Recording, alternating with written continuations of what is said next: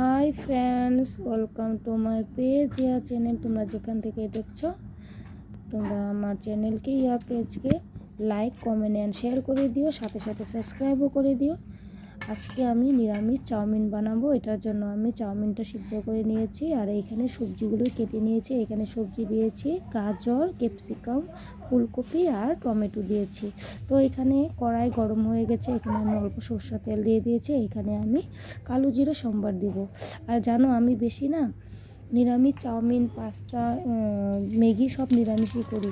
পেঁয়াজ দিয়ে আমার মেয়ে ভালো পায় না, তার জন্য আমি করি না। আমি সবসময় নিরামিষই করি। তো কে কে নিরামিষ পাস্তা খেতে ভালোবাসে বা কে আমিষ পাস্তা খেতে ভালোবাসে প্লিজ আমাকে কমেন্ট করে জানিয়ে। দেখো এখানে কালো জিরা সম্বার দিয়ে নিয়ে এখানে আমি সবজিটা দিয়ে দিয়েছি। এখানে লাড়াচাড়া করে নিয়ে এখন সবজিটা অল্প ঢেকে দিব। সবজিটা অল্প সিদ্ধ হয়ে গেলে আমি আবার আপনারটা তুলে নিব। দেখো সবজিটা সিদ্ধ হয়ে গেছে, ঢাকা দিয়ে দিয়েছিলাম, সবজিটা সিদ্ধ হয়ে গেছে। এখানে আমি পরিমাণ মতন লবণ, হলুদ গুঁড়া না দিলেও হবে, জরুরি নয় যে হলুদ গুঁড়া দিতেই হবে। এখানে আমি স্বাদ অনুযায়ী আমি লবণ দিয়ে দিব। তারপরে আমি লবণটা দিয়ে নাড়াচাড়া করে নিয়ে আমি এখানে চাউমিনটা দিয়ে দেবো।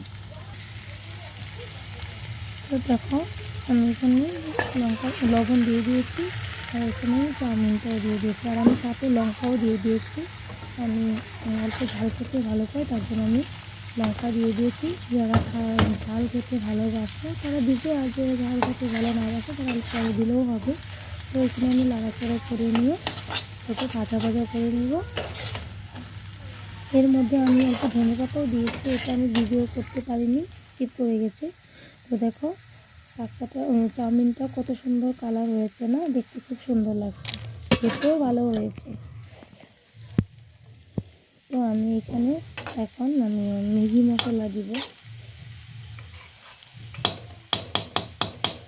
তো তোমাদের কীরকম লাগলো প্লিজ কমেন্ট করে জানিও। তো আজকের জন্য টাটা, বাই বাই, দেখা হচ্ছে পরে কোনো ভিডিওতে।